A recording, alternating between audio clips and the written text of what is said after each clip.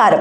Global financial సెక్టార్లో ఇప్పుడు ఒక కొత్త అలజడి మొదలైంది. మన ఐటీ రంగం ఎదుర్కొన్న సమస్యలు భవిష్యత్తులో పెద్ద ప్రమాదంగా మారవచ్చని భయం పెరుగుతోంది. ఇంతకీ ఆ చట్టం ఏంటి, దాని ప్రభావం ఎలా ఉంటుంది, ఈ విషయం గురించి వివరంగా తెలుసుకుందాం. అమెరికా కాంగ్రెస్ ముందుకొచ్చిన ఆ బిల్లు పేరే హైర్ యాక్ట్. చాలా సులభంగా చెప్పాలంటే ఈ చట్టం గనక అమల్లోకి వస్తే అమెరికా కంపెనీలు ఇకపై విదేశాలకు అవుట్ సోర్సింగ్ చేయడం లేదా ఇతర దేశాలకు ఉద్యోగాలు ఎంపిక చేయడం చాలా కష్టం అవుతుంది. ఇప్పటి వరకు యుఎస్ కంపెనీలకు భారత్ ఒక వరంగా ఉండేది. మన ఐటీ, బీపీఓ, కన్సల్టింగ్ సర్వీసెస్ లపై ఆధారపడి ఆ కంపెనీలు కోట్ల డాలర్ల డబ్బును ఆదా చేసుకునేవి. కానీ హైర్ యాక్ట్ ప్రకారం ఒక అమెరికన్ కంపెనీ ఫారెన్ ఎంప్లాయీస్ కు లేదా అవుట్ సోర్సింగ్ సంస్థకు డబ్బు చెల్లిస్తే ఆ మొత్తంపై 25% ట్యాక్స్ అమెరికన్ గవర్నమెంట్ కి చెల్లించాలి. ఈ భారీ ట్యాక్స్ వలన అమెరికన్ కంపెనీలు అవుట్ సోర్సింగ్ ను ఆపేస్తాయి. ఈ నిర్ణయం వల్ల ప్రపంచంలోనే అతిపెద్ద ఐటీ అవుట్ సోర్సింగ్ కేంద్రంగా ఉన్న మన భారతదేశమే ఎక్కువ దెబ్బతింటుంది. టీసీఎస్,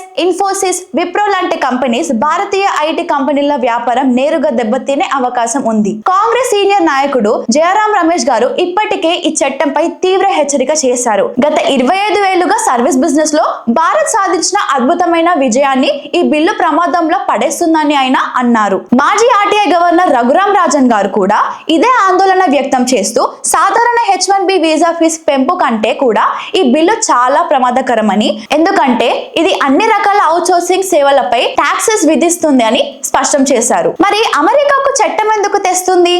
మ్యానుఫ్యాక్చరింగ్ ఇండస్ట్రీలో ఉద్యోగాలు చైనాకు వెళ్లిపోయినట్లుగానే ఇప్పుడు సర్వీస్ సెక్టార్ లో ఉద్యోగాలు భారత్ కు వెళ్లకుండా ఆపాలనేదే వారి అసలు ఉద్దేశం. ఈ ట్యాక్సెస్ ద్వారా వచ్చే డబ్బును అమెరికాలోని ఉద్యోగాల కోసం ఏర్పాటు చేసిన నేషనల్ హ్యూమన్ రిసోర్స్ ఫండ్ లో జమ చేయనున్నారు.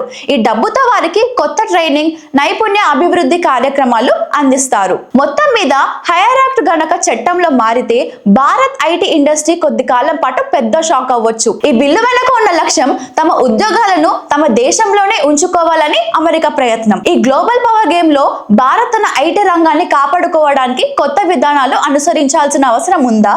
మీ అభిప్రాయాలు తెలియజేయండి. నమస్కారం.